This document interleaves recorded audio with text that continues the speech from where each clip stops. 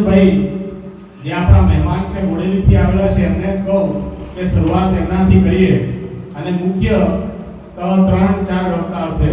તો રંજનભાઈ આવો અને અમારા કવાંટના કાર્યક્રમમાં જોશ ભરો.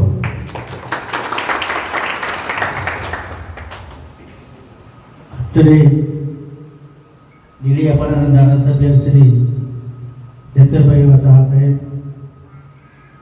છોટાઉદેપુર જિલ્લા આમ આદમી પાર્ટીના પ્રમુખ શ્રી રાધિકાબેન, કવાંટના પ્રમુખ શ્રી, દૂર ઉપસ્થિત વડીલો, યુવાઓ, માતાઓ, આજે જે મીટિંગનો ઉદ્દેશ છે કે આવનાર સમયમાં તાલુકા પંચાયત અને જિલ્લા પંચાયતની ચૂંટણી આવી રહી છે, તો આપને બધાએ એનો સામનો કરવાનો છે. કારણ કે આવનાર સમય કઠિન આવી રહ્યો છે. ચોરો સામો લડવાનો છે. આપને જે લડવાનું છે, જે આપણા સમાજના જે એજન્ટો જે છે, ભારતીય જનતા પાર્ટીના જે એજન્ટો છે, એમની સામે આપણે લડવાનું છે. આ આપણા સમાજની જે દલાલી કરે છે, આ દલાલો સામે આપણે લડવાનું છે. અને જો આપણે લડીએ નહીં તો આપણે ટકી શકવાના પણ નથી. કારણ કે ભારતીય જનતા પાર્ટી જળ, જમીન અને જંગલ, જે આદિવાસીનો હક છે જેના પર, એ છીનવવાની બિલકુલ તૈયારીમાં છે. જો આપણે જાગીએ નહીં તો આપણો નાશ નિશ્ચિત છે. અત્યારે નસવાડી તાલુકાના 1237 એકર જમીન જે શ્રી સરકાર જે થઈ ગઈ છે, તમે જોજો એ શ્રી સરકાર જે જમીન થઈ છે અને આ સરકાર શું કરવાની છે એ પણ દેખજો. પછી આપણે એકવાર પેલી કરોડી મોવડી જે મીટિંગ થયેલી તે વખતે હું જાહેર મંચ ઉપરથી બોલેલો હતો કે તમે ભાજપના ઝંડા જે ઘરોએ લગાવ છો, આ તમારું ઘર પણ રહેવાનું નથી. હજુ સુધરો. આ જે અંગ્રેજો જે છે ને ઇંગ્લિશ દારૂ લાવેલા, એ જ આદત જે ગુલામ બનાવવા માટે આ ભારતીય જનતા પાર્ટી જે કરી રહી છે, આપણે ગુલામી જોવી નથી, વેઠવી બી નથી. ખુમારીથી એમની સામે આપણે લડવાનું છે. લાચારી નહીં બતાવવાની. ગીતામાં કીધેલું છે, જીવનમાં લાચારી લેશ તો ન લાવજે, લડજે કુમારીથી જીવન સંગ. લાચારી નહીં. આપો મને ક્વાર્ટરીઓ આપો 200-500. આ લાચારી નહીં, ખુમારી બતાવવાની જરૂર છે. અને આ ભારતીય જનતા પાર્ટીના દલાલો, એજન્ટો જે નીકળી પડવાના જે છે, એ આપણને ગુલામ બનાવવાના છે. પણ આપણે છેતરાવાનું નથી. ટૂંકમાં કહી દઉં, વિષય કામની આ વસ્તુ મેં જરા તમને કહી દીધી છે. આપણો મેઇન ઉદ્દેશ છે કે આવનાર સમયમાં તાલુકા પંચાયત, જિલ્લા પંચાયત આપણે લડવાની છે. અને એના અનુસંધાનમાં આપણે સંગઠન જે બનાવવાનું છે. પણ જાગવું પડશે, લડવું પડશે. પછી તમે કાયર બની પૈસા નથી, વાહન નથી, આ રોજના નહીં લડવાનું, ચાલતા ફરવાનું પણ લડવાનું. લડીશું તો આપણે ટકીશું, નહીં તો આપણે પતી ગયા. આવનાર સમયમાં તાલુકા પંચાયત, જિલ્લા પંચાયતના અનુસંધાનમાં અત્યારે જે મીટિંગ રાખેલી છે, એના માટે ડેડિયાપાડાના ચેતરભાઈ અત્યારે આપણને જે સૂચના આપશે, અત્યારની જે પરિસ્થિતિ છે, જે કૌભાંડો છે, જે અત્યારે જે આપણને જે કહેવાના છે, એ ચેતરભાઈ કહેશે. આપે જે મને 2 શબ્દો બોલો છે, ચાલશે આપો. આપનો ખૂબ ખૂબ આભાર. આપણા કવાંટ તાલુકાના નવનિર્મિત પાર્ટીના પ્રમુખ તરીકે આજે જાહેર કર્યા છે, તો એમને એમનો પરિચય માત્ર ધારાસભ્ય ડેડિયાપાડાના ચૈતરભાઈ વસાવા સાહેબ, આપણા સંખેડા વિધાનસભામાંથી લડેલા આપણા ઉમેદવાર રંજનભાઈ સાહેબ, કવાંટ તાલુકાના પ્રમુખ નગરસિંહભાઈ, આપ સૌનો ખૂબ ખૂબ આભાર કે આજ આપ કવાંટ તાલુકામાં આવ્યા છો. અને અહીંયા જેટલા પણ કાર્યકર્તાઓ છે, આપણે એકબીજાને મળીને એક સરસ અને એક મજબૂત સંગઠન બનાવીએ. જેવી રીતે નગરસિંહભાઈ કીધું કે જે કાર્યકર્તાઓને નારાજગી હોય, કેમ કે આપણે બધાને હાંચવાનું છે, ખાલી એક કે બે જણને હાંચવીને નહીં, આપણે સંગઠન મજબૂત થાય અને આગળ જે કામો છે પાર્ટીના કામો આગળ વધારવાના છે, એટલે એ આપણે આ મીટિંગ કરી છે. હવે આગળ ચેતરભાઈ આપણને માર્ગદર્શન આપશે. આપ સૌનું ખૂબ ખૂબ આભાર. લોકલાડીલા અને આપણા વિસ્તારના અને ગુજરાતના કાર્યકારી પ્રમુખ શ્રી ચેતરભાઈ વસાવા સાહેબ આપણને વિસ્તૃત માહિતી આપશે. એ હેતુથી આપણે બધા અહીંયા પધાર્યા છે. કાર્યકરો કેટલાક હતા એ પૂછતા પણ હતા સાહેબ ક્યારે પધારશે, એ લગભગ 2 વાગ્યાના આવી ગયેલા હતા. તો સાહેબને જ વિનંતી કરું કે અમારા કાર્યકરોને જરા વિસ્તૃત માહિતી આપો.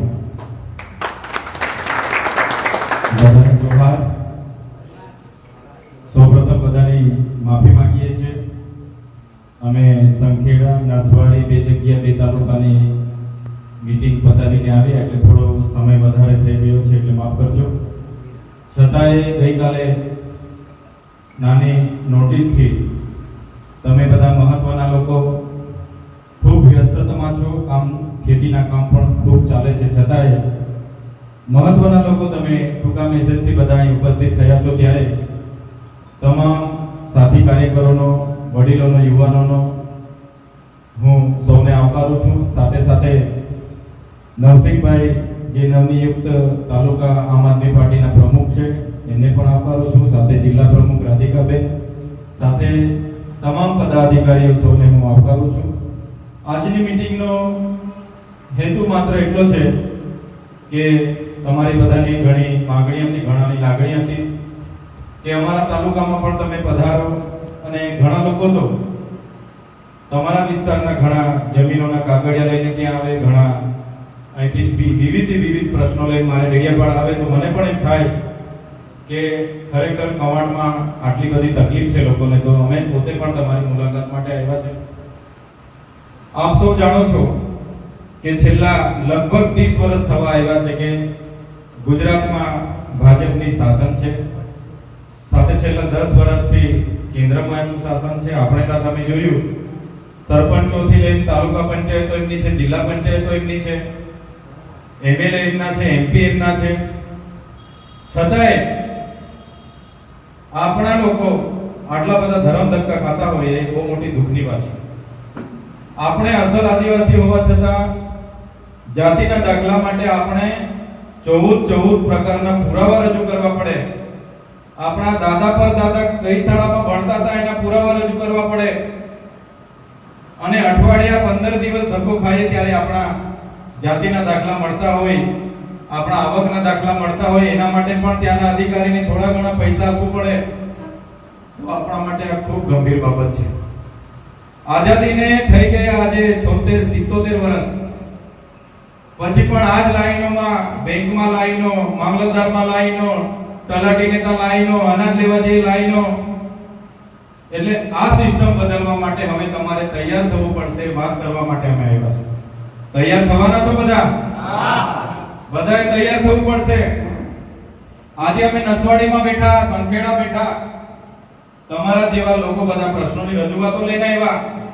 ઘણા લોકોએ કીધું કે સાહેબ મારા ગામમાં શાળા છે પણ માસ્ટર નથી. ઘણાએ મને કીધું મારા ગામમાં 1 થી 5 ધોરણમાં 70 વિદ્યાર્થીઓ છે, એક જ માસ્ટર છે. ઘણા વાલીઓએ ત્યાં મને રજૂઆત કરી કે અમારે ત્યાં બાળકો ભણવા માટે 150 જણ છે પણ ઓરડા 2 છે. ઘણાએ કીધું 80 વિદ્યાર્થીઓમાં એક જ ઓરડો છે. આવી પરિસ્થિતિ આઝાદીના 75 વર્ષ પછી પણ છે. આજે સરકાર અમૃત મહોત્સવ મનાવે છે. અમૃત કાળમાં આપણે જીવીએ છીએ. છતાંય માસ્તરો માટે આપણે આંદોલનો કરવા પડે, શાળાના ઓરડા માટે આંદોલનો કરવા પડે, વિદ્યાર્થીઓ અપડાઉન કરીને બસો પૂરતી ના મળે, હવે બાળકો આજુબાજુના ફળિયામાંથી આવતા હોય એને ટ્રાન્સપોર્ટેશન ના મળે. તો આ પરિસ્થિતિ આપણા લોકોની છે, એમાંથી કાઢવા માટે હવે તમારે તૈયાર થઈ જવું પડશે. આજે અહીંયા હમીરપુરા વચ્ચે જે શાળા આવી ત્યાંના વાલી હતા, આપણે કીધું કે અમારા બાળકોને શૌચાલયોને બધું સાફ કરાવતા હતા. એક શાળાના વાલી આવ્યા ત્યાં, એમણે કીધું અમારા બાળકોને મકાનના બાંધકામમાં ઈંટો લઈ જવા માટે અમારા બધા બાળકોને એક બપોર કામે લગાડ્યા. તો આ શું બતાવે છે? સરકારની આપણા વિસ્તારોમાં શિક્ષણ બાબતની જે બેદરકારી છે, નિષ્ફળતા છે, એ વસ્તુ આપણને બતાવે છે. આદિવાસી બજેટ કરોડોમાં બને છે. શિક્ષણનું બજેટ આ ચાલુ વર્ષે 23-24 નું 24-25 નાણાકીય વર્ષનું શિક્ષણનું બજેટ 45,000 કરોડ રૂપિયા હતું. આપણા ટ્રાઇબલ સપ્લાનમાં કરોડો રૂપિયાના બજેટો આવે છે. આ વર્ષે આદિ આદર્શ ગ્રામમાં 60-70 કરોડ રૂપિયા છોટાઉદેપુરમાં આવ્યા. કોઈ ગ્રામ પંચાયત પર ઠરાવ લેવામાં નથી આવ્યો. ડાયરેક્ટ એજન્સી, નેતા અને અધિકારીઓ મળીને આયોજનો કરે છે. અહીંયા મનરેગા યોજના ચાલુ છે. સ્થાનિક લોકોને, જે બિનકુશળ લોકો છે, જે બિનકુશળ શ્રમિકો છે, એમને રોજગારી આપવા માટેની યોજના છે. બહારથી મટીરીયલ લાવવાની એજન્સી આ લોકો લાવી કરોડો રૂપિયા, એક પણ ગાડી કપચી, એક પણ ગાડી રેતી, એક પણ ગાડી સિમેન્ટ કે એક પણ ગાડી હળિયા નાખ્યા વગર કરોડો રૂપિયાના શહેરવાળાને એ જ આવાસ માટે શહેરવાળાને 3,50,000 મળે છે. સમજ પડે છે ને તમને? તો આપણને કેમ અન્યાય થાય છે? કેમ ભાઈ શહેરમાં સિમેન્ટ મોંઘી મળે છે ને આપણા ગામમાં સસ્તી મળે છે? સિમેન્ટનો ભાવ તો હરકો છે ને? કદાચ રેતી આપણને સસ્તી મળતી હોય, આપણે ખાડીમાંથી કાઢવામાં આવે છે. પણ મજૂરી, લોખંડ, સિમેન્ટ, કપચી બધી જ વસ્તુ શહેરમાં જે ભાવ છે એ ભાવ ગામમાં બી છે. તો આપણને બી 3.5 લાખ રૂપિયા મળવા જોઈએ કે નહીં મળવા જોઈએ? છતાંય આપણી સાથે અન્યાય થાય છે. એની સામે લડવા માટે તમારે હવે તૈયાર થવાનું છે. આજે રોડ રસ્તા માટે કરોડો રૂપિયા મંજૂર થાય છે. ઉનાળામાં એમના કોન્ટ્રાક્ટરો આવે, રસ્તો બનાવે, એક વરસાદ થાય એટલે તમારો રોડ પૂરો, નાળા પૂરા. 5 વર્ષની ગેરંટી પીરિયડ હોય છે ને 1 વર્ષમાં રસ્તો ખરાબ થઈ જાય છે. આજે તમે ગઈકાલે તમારા છોટાઉદેપુરની એકલવ્ય મોડલ સ્કૂલનું તમે જોયું હશે. રસોડામાં બાળકોને ખરાબ શાકભાજી, સડેલું શાકભાજીથી શાક બનાવવાથી 16 બાળકો બીમાર પડ્યા. દવાખાને દાખલ કરવા પડે તાત્કાલિક ધોરણે. કેમ કે આ એકલવ્ય મોડલ શાળાના તમામ કોન્ટ્રાક્ટરો અમદાવાદના છે, ગાંધીનગરના છે, કેટલાક તો વિદેશમાં રહે છે, અને આપણા ગામમાં, આપણા કવાટમાં, આપણા છોટાઉદેપુરમાં, આપણા ડેડિયાપાડામાં એમના રસોડાના કોન્ટ્રાક્ટો ચાલે છે. કેમ ભાઈ આપણા ડેડિયાપાડામાં રસોઈ બનાવવાવાળા નથી? ત્યારે આદિવાસી બજેટ આ રીતના બિનઉપયોગી વપરાય છે. એની સામે આપણે જાગવું છે. એના માટે તમારે તૈયાર થવું છે. આટલા બધા અન્યાય થતા હોય, આપણે આટલી બધી પાણી પુરવઠાની હાપેશ્વરની યોજના આપણે ત્યાં બની છે છોટાઉદેપુરમાં. કેટલા કરોડોની પાણી પુરવઠાની યોજના બની. પાણી આવે છે ભાઈ એમાંથી? નળ સે જલમાં એક ગામમાં 70-80 લાખ રૂપિયા આપણા ટ્રાઇબલ બજેટમાંથી આ લોકોએ વાપર્યા છે. નળ સે જલના નળમાંથી પાણી આવે છે ભાઈ?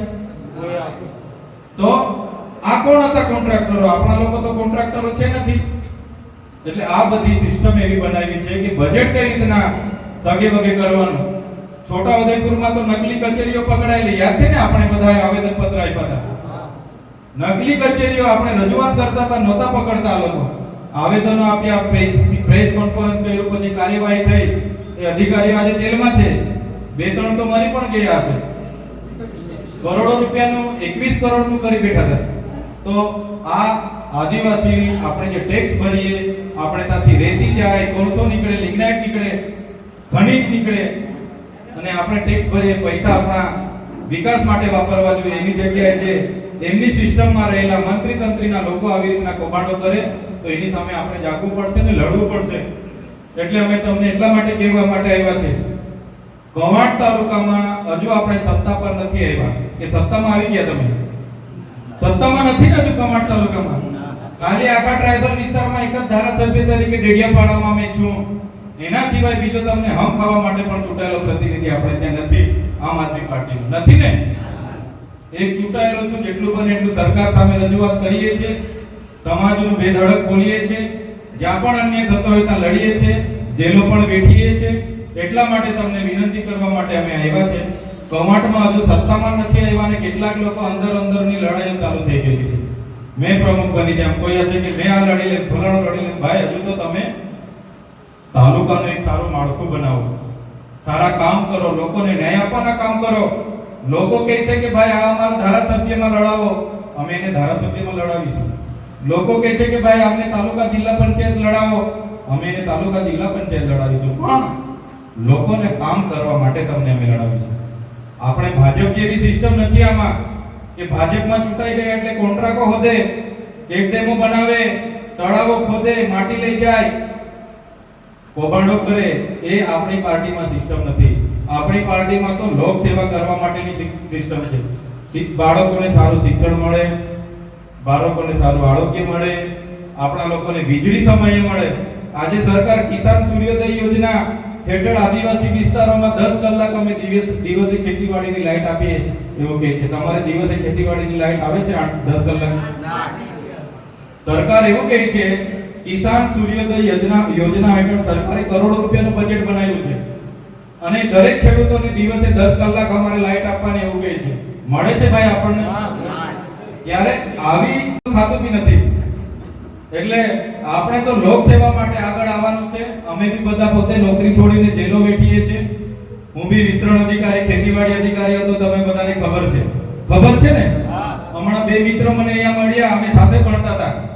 અમને ખબર છે, રંજન સાહેબ એ બધા મળ્યા અમે. તો એ ભાઈ આજે વિસ્તરણ અધિકારી, અમે સાથે વિસ્તરણ અધિકારી હતા.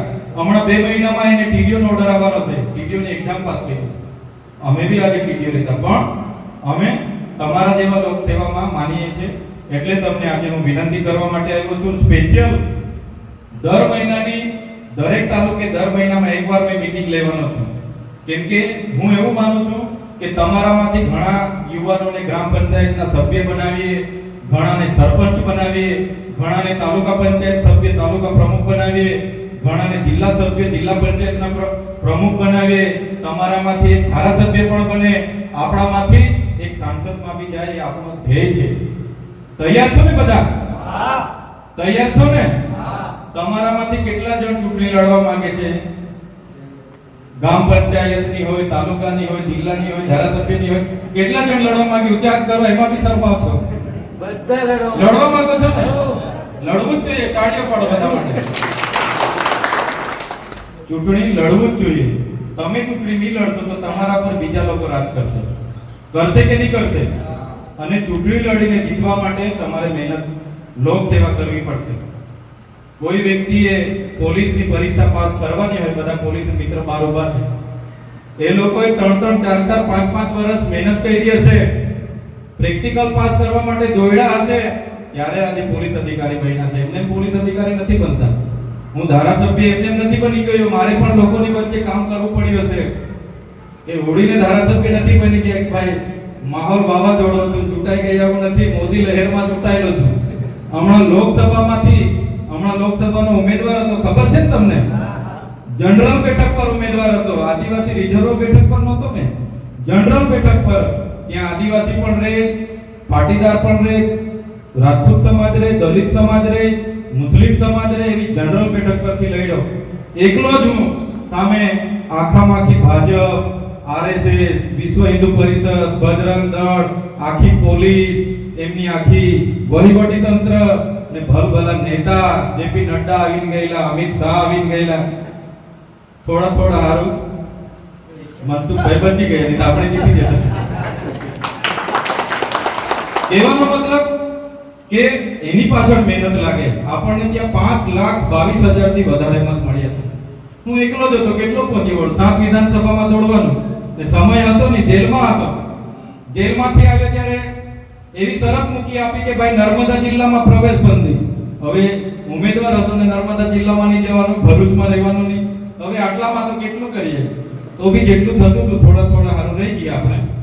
તો કહેવાનો મતલબ કે તમારે પણ તાલુકા સભ્ય, જિલ્લા સભ્ય કે સરપંચ બનવું હશે તો તમારે પણ લોકોની વચ્ચે રહેવું પડશે, લોકોને ન્યાય આપવું પડશે, લોકોની સમસ્યાનું નિરાકરણ લાવવું પડશે. એટલા માટે તમને હું આજે વિનંતી કરવા માટે આવ્યો છું કે આમની જે શાસન પદ્ધતિ છે એને બદલવા માટે આવનાર દિવસોમાં આપણે સત્તામાં આવવું જરૂરી છે. તમારામાંથી તૈયાર થઈ જાઓ. તમારામાંથી કોઈ એવું હશે કે ભાઈ હું તો, મારી પાસે ગાડી ઘોડા છે, થોડા ઘણા પૈસા છે, હું વધારે દોડી શકું છું, વધારે કામ કરી શકું છું, તો તમને પ્રદેશ કક્ષાના હોદ્દા પણ હું આપીશ. તમારામાંથી કોઈને એવું હશે કે હું છોટાઉદેપુર જિલ્લો મારો પ્રભુત્વ વાળો છે, હું આખો જિલ્લો સંભાળી લેમ, 5 તાલુકામાં દોડી શકું છું, તો તમને જિલ્લા પ્રમુખ પણ બનાવીશું. અમને કોઈ વાંધો નથી. તમે એવું કહેતા હો છો કમાટ હું સંભાળી શકું, તો તમને કમાડ તાલુકાના પ્રમુખ પણ બનાવીશું. તમને એવું હશે 15-20 ગામ હું સંભાળી લેમ તો આપણી 6 જિલ્લા પંચાયતની બેઠક છે એટલે 1 જિલ્લા પંચાયત તમને સોંપીએ. તમને એવું હશે કે ભાઈ 5 ગામ સંભાળો તો તાલુકાની 22 બેઠકો છે એમાંથી એક તાલુકા બેઠક તમને સોંપીએ. પણ જેની જેવી કેપેસિટી એવી તમે માંગણી કરો એ જ પ્રમાણેનું તમને કામ પણ મળશે. અને આવનાર દિવસોમાં તમારે અહીંયા નેતા બનવાનું છે ભાઈ. અમે તો ડેડિયાપાડાથી આવીને અહીંયા ધારાસભ્ય નથી લડવાનું. તમે કહેશો ને કે ભાઈ અમારે જે સાંસદ લડવા હોય તો બી અમે ના આવીએ. અમે તમારામાંથી જ પસંદ કરીએ હારીએ કે જીતે. એટલે મેન્ડેટ આપવાનું કામ અમારું રહેશે. પાર્ટી રાષ્ટ્રીય પાર્ટી છે. તમારે જે પણ જવાબદારીઓ મળે બધાએ નિભાવવાની છે. અને જો તમે કામ નહીં કરશો, જો ચૈતર વસાવા પાર્ટીમાં કામ નહીં કરે, કાલે ઉઠીને મને પણ પાર્ટી કહી દે કે ભાઈ તમે કામ નથી કરતા, તમે પ્રદેશ કાર્યકારી પ્રમુખ તરીકે રવા દો, તમારી જગ્યાએ અમે રાધિકાબેન રાઠવાને બનાવી છે, વધારે થોડું થાય કે નહીં થાય. એટલે આવું કામ છે. પાર્ટીમાં કોઈ પગાર નથી પણ સ્વેચ્છાએ હવે તમારે તૈયાર થવું પડશે. નાની નાની જવાબદારીઓ તમારે પણ લેવી પડશે. મહિનામાં અમે એકવાર આવીશું, આવી રીતના જ આપણે મળીશું, સમિતિને કામ પણ આપણે સોંપીશું. એ રીતના આપણું આખું સંગઠનનું માળખું બનાવવાનું છે. તો જ આ બધી સમસ્યાઓનું નિરાકરણ આવશે. એટલા માટે તમારી વચ્ચે આવ્યો છું. તાલુકા કક્ષાએ એક કાર્યાલય પણ ચાલુ થાય એવો હું તાલુકા પ્રમુખશ્રી અને જિલ્લા પ્રમુખશ્રીને પણ વિનંતી કરું છું કે આપણે તાલુકા કક્ષાએ તાલુકા કાર્યાલયની પણ શરૂઆત કરો. સાથે સાથે દરેક ચૂંટણીઓમાં સરપંચ હોય, તાલુકા જિલ્લા હોય કે વિધાનસભા હોય, મહિલાઓને 50% પુરુષ અને 50% મહિલાઓને પહેલા 33% નું આરક્ષણ હતું, હવે 50-50 થઈ ગયું છે. એટલે આવી મીટિંગોમાં બહેનોને પણ આગળ કરો. જ્યારે લડવાનું થશે મહિલા બેઠક આવશે ને ત્યારે તમને તકલીફ પડશે. તો અત્યારથી બહેનોને પણ આગળ કરો જેથી કરીને પરિચય થાય, બહેનો પણ કામ કરતા થાય. આવી નાની નાની મીટિંગોમાં એને પણ જાગૃતિ આવે. તો બને ત્યાં સુધી આજે તો હું અભિનંદન આપું છું, આ બેન આવ્યા છે એમને પણ અભિનંદન આપું છું. આપણામાંથી 25-50 બહેનો પણ આવે એવું કરજો આવનારી મીટિંગમાં, જેથી કરીને મહિલા બેઠકો પણ આવનાર દિવસોમાં આવવાની છે. તો આ એક સંગઠનની વાત લઈને અમે આવ્યા હતા. આવનારી 26 જુલાઈએ આ મહિનાની 26 તારીખે છોટાઉદેપુર ખાતે ફરી મોટી મીટિંગ છે. જે લોકો નવનિયુક્ત થવાના છે તમારામાંથી, આજે તમે બધા અમને નામો આપશો કે ભાઈ અમે આ જવાબદારી લેવાના છે, એ લોકોને તે દિવસે અમે હોદ્દા એનાયત કરીશું. પણ હજુ પણ કેમ છું, તમારી કેપેસિટી હોય તો જ તમે કહેજો કે મને આ હોદ્દો જોઈએ છે. કાલે ઉઠીને એવું થશે આપણે કમાટના ઘણીવાર એવું થાય, અમુક વાર હજુ 2 કાર્યક્રમો છે ત્યારે મેં વધારે સમય નહીં રોકાશું. હાલના તબક્કે અડધો કલાક રૂમમાં બેસીશ. તમારે જેને પણ જે પણ વાત મૂકવાની હોય, જે પણ સૂચન હોય આવીને મને જણાવજો. હું તમારા સૂચનને આવકારું છું. એટલે આજે ફરી એકવાર તમને કેમ છું, ટૂંકા મેસેજ થકી તમામ વડીલો, તમામ પાયાના કાર્યકરો, તમામ યુવાનો આપ સૌ આવ્યા છો. આપ સૌને આભાર માનું છું. સાથે તમામ પદાધિકારીઓ, પ્રેસ મીડિયાના મિત્રો, પોલીસ સ્ટેશનના પોલીસ અધિકારીઓ, તમામ લોકોનો આભાર માનીને મારી વાણીને હું વિરામ આપું છું. બધાનો ખૂબ ખૂબ આભાર. ધન્યવાદ.